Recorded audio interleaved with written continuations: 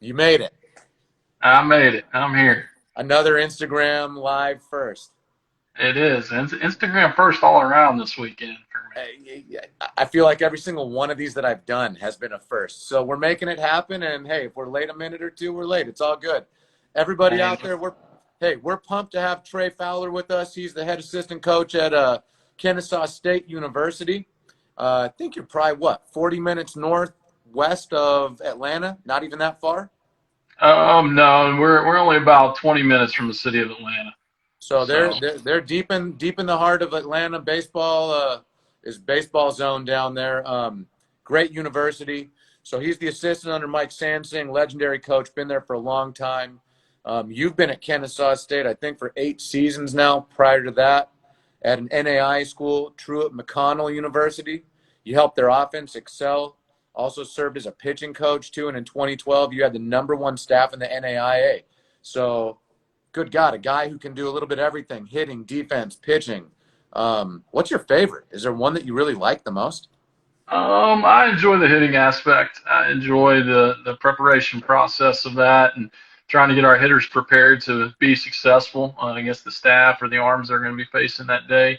But I think that having started my coaching career at a smaller school, we only had two guys on staff, and being a former two-way player in college, it gave me the opportunity to do a lot of different things. When I first came to Kennesaw, I was working with catchers, and I'd never worked with catching. That was the one position that I had never done before because I'm left-handed, and never had a whole lot of experience with it. But got an opportunity to really dive into that and get to know a little bit more. So I've been fortunate to work with all aspects of it, and I probably like the hitting aspect as much as anything.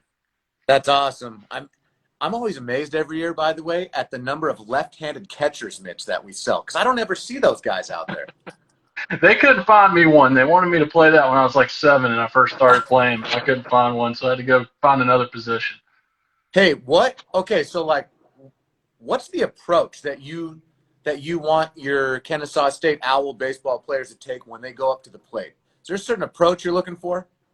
I think that varies from guy to guy. I think it varies from arm to arm. The one thing that we really pride ourselves on, and we try to, preach to our offense, is being able to take the route away that pitcher is going to try to use to beat them. Every pitcher has a comfort zone that they like to fall back in, things that they like to try and do. Our job as an offense is to identify what that route is and be able to take that route away from them, whether it be with rhythm adjustments or physical adjustments, and really use that to our advantage in trying to set our approach. But it's guy to guy. Some guys have a little bit different skill set, things that they're comfortable with, and things that they do. I think the key to really helping as many guys as possible offensively is understanding who they are, letting them be who they are, and then trying to take those things that they are and make them the best version of themselves. And those are the things we try to do. We try to take that pitcher's route away from them. We try to forced him to try to find new ways to beat us. And when they start trying to do that, that's when they make mistakes, and that's when we're able to capitalize off of them big time. I love that. And is that the same like with the pitchers there too with POs? Do you let them? I mean, they may have their own kind of mechanical way of doing things. You let them kind of work their own thing, and you're working on mindset, you're working on preparation, all that stuff. Same, right? Yeah, I think that's the key to. I think that's the true key to making a player the best version of themselves is having them, become invested in their development. It's not just I tell recruits all the time, it's not just me telling you what to do and you doing it. It's us being invested together, us working together to make you the best finished product we possibly can. And as coaches, we have to realize and understand that pitchers and hitters, their bodies work differently. The things that they do are different. We're not trying to make them cookie cutter versions, because if we do, we're shortchanging them and we're preventing them from being the best player that they can possibly be. The key is trying to identify each guy, understand well, and trying to make them the best version of that person. And that's what we try to do here. And we've always prided ourselves here on the player development side of things. I think that's one thing that we've excelled at, and one thing that we continue to try and do. And a big part of that is letting the guys be invested in their development, and also not trying to change them and make wholesale changes on them as well. That's good stuff. I watched you, and I wasn't going to talk about it, but I watched an interview or a discussion that you led about like the mindset. that you need to have in baseball, which was very cool. And that kind of talks to some of that, like getting your guys to buy in and have the right mindset and be accountable for like their actions. Like, is there some of that stuff that a kid at home right now who's, out of high school or out of travel ball or whatever, how can they work on like the mental part of that game on their own? I think that, for all of us, confidence is bred by how hard we work. I think we truly get an understanding of becoming confident because we know that we put in the work. I tell our guys all the time, we've got to view college baseball as a scale. How many things are we dumping in our side of the scale to tip those scales in our favor? Are we taking care of business in the weight room? Are we making sure that we finish every rep? Are we making sure that we pay attention to the scouting reports that we're putting together? Are we doing our extra work and getting our extra cuts and our reps in and doing all of our building blocks? If we're doing those things, then we're tipping the scales in our favor, and we can truly find more confidence in that because we know that we deserve success more than that other guy because we've worked harder for that. I think that's a big key, especially in this day and age right now. Everybody is in the same exact situation for the most part. Everybody is really being forced to show who really wants to play and who really wants to get out there and work. And the guys that are truly dedicated to it are finding unique and creative ways to get out there and get those things done. And those guys are going to be the ones that find success when all this is over. How important are scouting reports? Like, you study the pitchers coming in for a 3-game series, know what the hitters' tendencies are. I mean, that all goes into that mindset thing and preparation and development. I mean, how important is knowing what your enemy is coming in with? For me, I think that, in this day and age, as a coach, you have two ways that you can compete. You can compete in the recruiting process, making sure that you're, working hard, getting out there, seeing as many guys as you possibly can, evaluating as many guys as you possibly can, making the calls and doing all those things. But the preparation side is the other piece where you can really compete. And for me, the scouting report side of it has always been something I've loved, I've enjoyed. For me, I was doing that when I was in high school. I was driving to watch our opponents play when I was in high school because I felt like anything that I knew that could give us an edge, I wanted to be able to have that. So for me, watching video, trying to find pitchers' tells or trying to, find things that we can take advantage of has always been very important. And I think that, for us, it's been a big part of our program, but I think it's also, you can be a little excessive with it. You can take it a little overboard because at the end of the day, you've got to find a balance between preparing your guys to be successful without taking away what they do best. If you're a pitcher and you're just trying to exploit the hitter's weaknesses, but the hitter's weaknesses aren't exactly your strengths, then you're putting yourself at a disadvantage. So I think you got to find the balance between being prepared but also, putting your guy in the best position to be successful himself.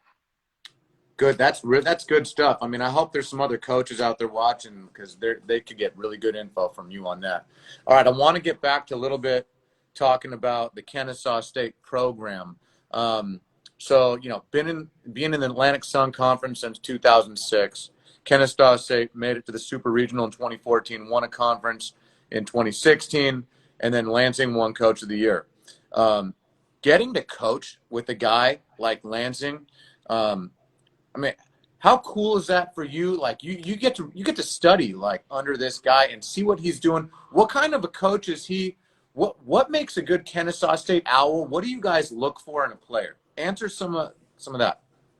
Yeah, I think first and foremost, as an assistant coach, I've been very blessed in my coaching career to first work for Jim Waits at Truett McConnell, and now to be able to work for Mike Sansing, one of the winningest coaches in college baseball history. We're very fortunate and blessed to watch and learn from those guys.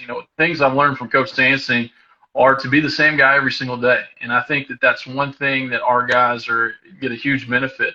He's that same guy, whether we are on a winning streak or whether we've lost a few games in a row. He's going to be that same guy every single day. He's very even. And I think it gives our guys comfort and ability to go out there and play and not have to worry about, a coach flying off the handle necessarily or any of those things, because they know what to expect. And I think that gives them the ability to be comfortable and play relaxed and play up to the best of their abilities. also the care that he puts into all the guys. Every decision that he makes within our program, he makes with our guys' best interest in mind. And, not his own best interest or what's going to be best for him, but our team's best interest, our players' best interest. And, just being able to see those things over the last 8 years, there's no doubt why he's won over 1,000 games and why he's won 2 national championships, and all of the accolades that he has are very clear. As far as what we look for in our players, we like guys that are going to take care of business both on and off the field. We like good people. We like good students. We like good players. Those things are all important. If you're going to be successful, if you're going to be successful as a team, if you're going to be successful as an individual, you can't have distractions that are taking your efforts and your focus away from being the best you can be. And if you have guys that struggle in the classroom or have guys that struggle off the field, then many times they're going to have a hard time becoming the best player that they can be. So, those are some things that I've learned from him. Those are some things that he's instilled in me. He lets his coaches coach. And I think that's one thing that in this day and age, you have some guys that like to micromanage, and he lets his coaches coach. He trusts them. He believes in them. He lets them go out there and work. And I think that's a very, very fortunate benefit we have as a staff here, being able to work under him, and as a team being able to have him as the leader of our ship. Awesome. Well, listen, I apologize because I threw a Lansing out there, not Sansing. So you can tell him that I'm going to punish myself and go run a few diags when this is over. So I apologize. It is Coach Sansing. It's great stuff, letting the coaches coach. And it's the same thing you said with your players. You're bringing guys in. They've got their own special way of doing things. You can coach them a bit, but give them their own identity and let them, make it happen. Okay, so I want to talk at the end. We got a minute or two left. Let's talk about Stillwell Stadium and your facility, because I know there's some really exciting stuff coming. No, we're excited. We were very fortunate. Mickey Dunn, who was a graduate of Kennesaw State University, made a very sizable donation for us last year, $2.5 million. He also helped head up a group that was driving force behind getting the other funds needed to be able to do the renovations and do the new stadium that we would like to do. That's rolling. It's in the process. It's in the works. We're excited about that. Obviously, what's going on right now has put a little bit of brakes on that, but we're excited about what the future holds. We're going to be, very, very fortunate. I think, for me, it's about getting Coach Sansing what I feel like he's deserved for a long time. He's a guy that has been so successful. The program's been so successful, not just at winning championships and winning a bunch of games and putting a bunch of people next to the next level and in the big leagues. They finally, are going to get what they deserve in terms of, stepping up the facilities. We're very fortunate and blessed with what we have, but what's coming is going to be that much better and that much sweeter, and we're very excited about that. I mean, that'll be a great jewel in that baseball hotbed of Atlanta right there. I mean, kids will love they love going to your facility anyways. I know where it is. I've driven past it. You're right there. So congratulations on that. That's really cool. Hey, great representative of Kennesaw State baseball program you've been right now. We love having you guys on Team Easton. Hope the kids love the bats, their gloves, all the product. You got a last bit of advice, some tips for anybody out there before we go? I think that, obviously the people that are watching this, I think that the big thing as you're navigating through these tough times is, continue working hard and understand that as you start to, go through the process of trying to figure out where you want to go to school, understand that nothing's going to impact your happiness, your future, and your development more than who you play for. That is a truly, truly important factor of the whole process. And I think many times guys get caught up in where they're going and different things, but who you play for is going to make a difference. And finding a place where you can play for people that are going to care about you long after that last at bat has been had or that last pitch has been thrown is a very, very important part to this whole process. And I would encourage guys to continue working hard, and as you go through this process, look for that. That's great wisdom from a guy who's been around for quite a while. That's good stuff, Trey. Hey, man, appreciate you joining us today.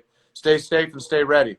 Well, I definitely will. Thank you guys so much for the product. Our guys love it, and we're very appreciative to be a part. Thanks, man. We'll see you on the field soon. Thanks, Trey. Sounds good.